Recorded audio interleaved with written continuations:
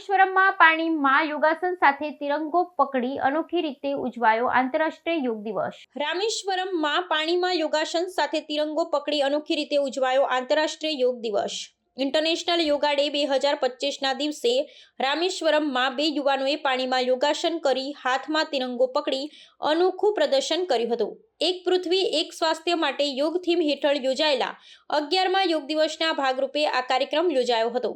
તેમના આ અભિનયે શરીર, મન અને આત્માની એકતા સાથે દેશપ્રેમ અને કુદરત પ્રત્યેની લાગણીને ઉજાગર કરી જે આ વર્ષે યોગ દિવસના મુખ્ય સંદેશ સાથે સંપૂર્ણ રીતે મેળ ખાતો હતો।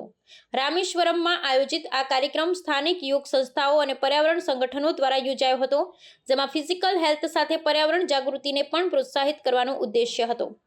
પાણીમાં યોગાસન કરી આ યુવાનો માત્ર શરીરનું સંતુલન અને શક્તિ જ નહીં, પણ પાણી બચાવ અને કુદરત સાથે સુમેળનું મહત્વ પણ દર્શાવ્યું। આ પ્રદર્શનના વિડીયો અને તસવીરો સોશિયલ મીડિયામાં ઝડપથી વાયરલ થયા અને દેશભરમાં યોગ દિવસની ઉજવણીમાં નવી પ્રેરણા ઉમેરાઈ। પાણીમાં તિરંગો પકડી યોગાસન કરતો દ્રશ્ય એકતા અને સર્વાંગી આરોગ્યના સંદેશને વધુ મજબૂત બનાવે છે અને યોગ માત્ર કસરત નહીં, પણ પર્યાવરણ અને દેશપ્રેમ સાથે જોડાવાનું સાધન છે એ વાતને રેખાંકિત કરે છે। કુલ મળી રામેશ્વરમની આ અનોખી ઉજવણી યોગ દિવસની વધતી લોકપ્રિયતા અને સર્જનાત્મકતાનું ઉત્તમ ઉદાહરણ બની। દેશભરમાં કરોડો લોકો યોગ ક્ષેત્રમાં જોડાયા છે, ત્યારે આવા નવા અને પ્રેરણાદાયક પ્રયાસો દરેકને યોગના સાચા